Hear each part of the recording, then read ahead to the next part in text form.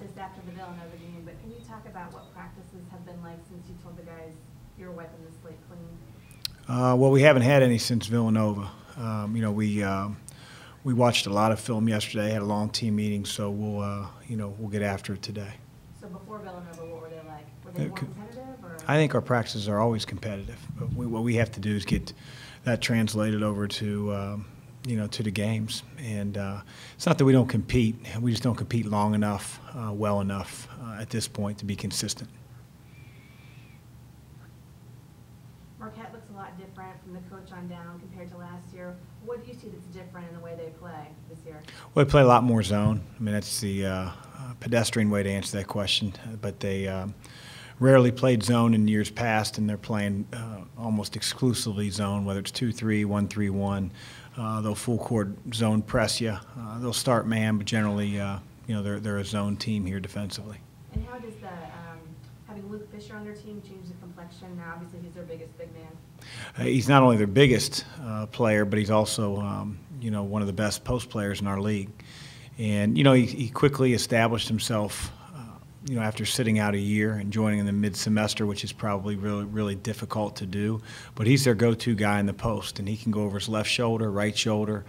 He's similar to Matt in that he can, make the pass out of the double team very efficiently. So it's sort of pick your poison with Luke Fisher. He's as talented as there is in our conference at that position.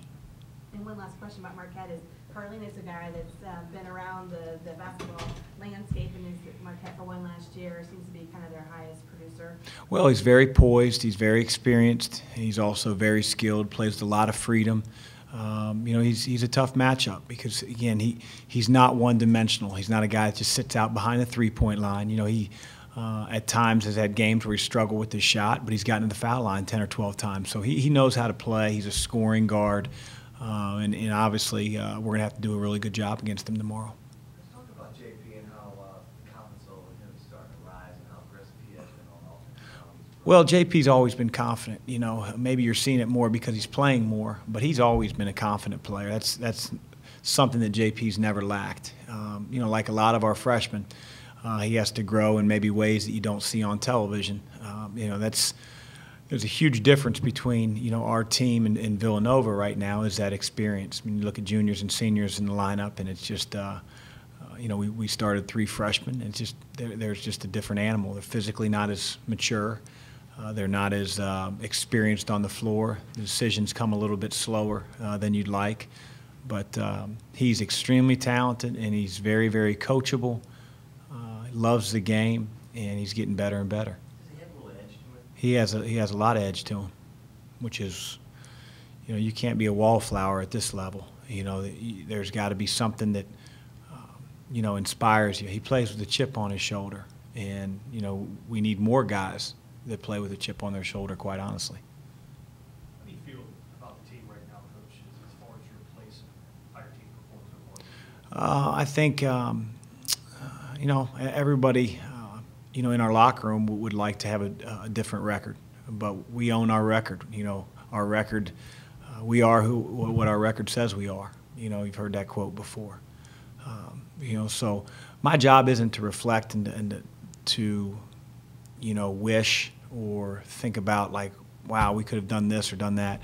My job is to push forward and become better, and that's what we're trying to do every single day. And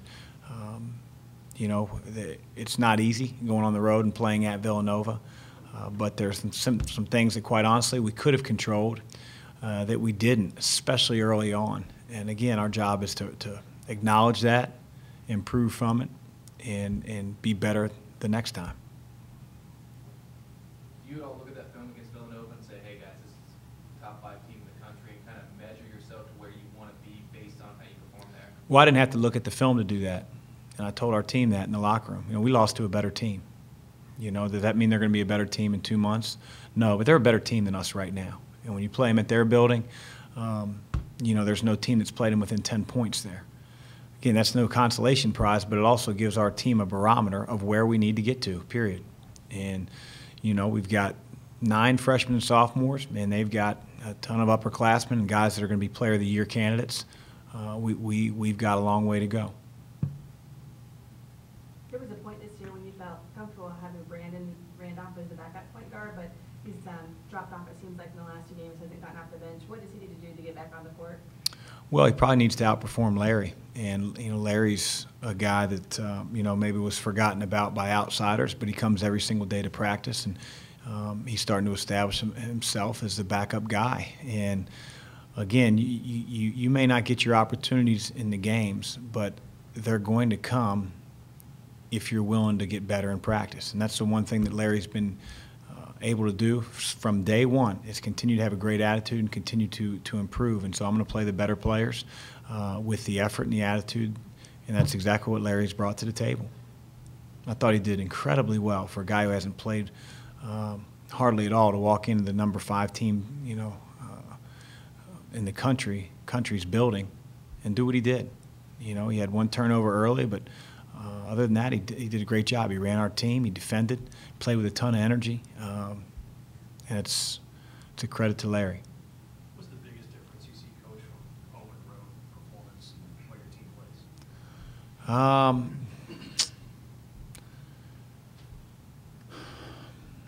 A little lack of confidence, I believe.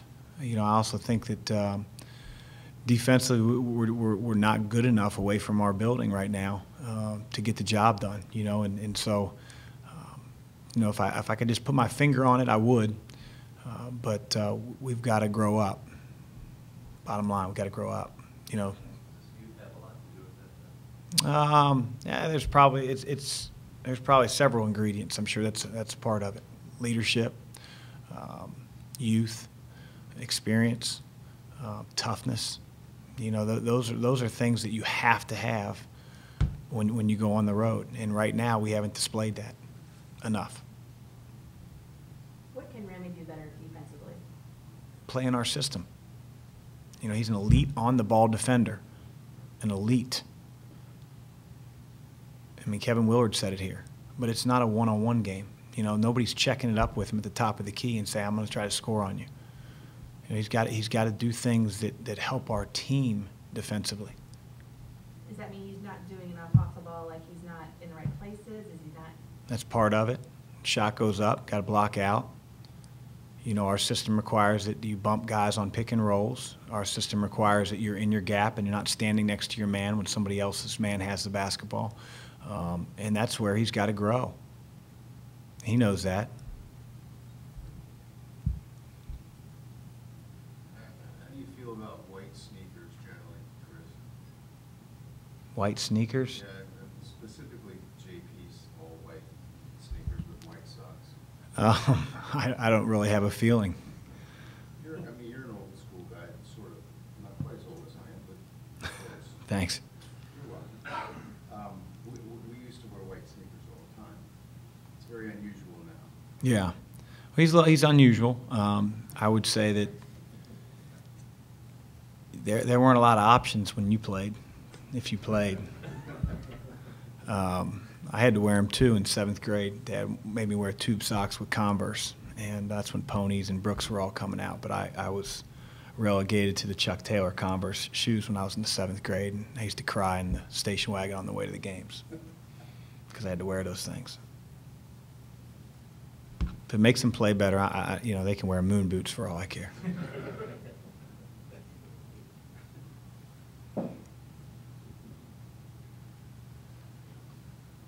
Yep.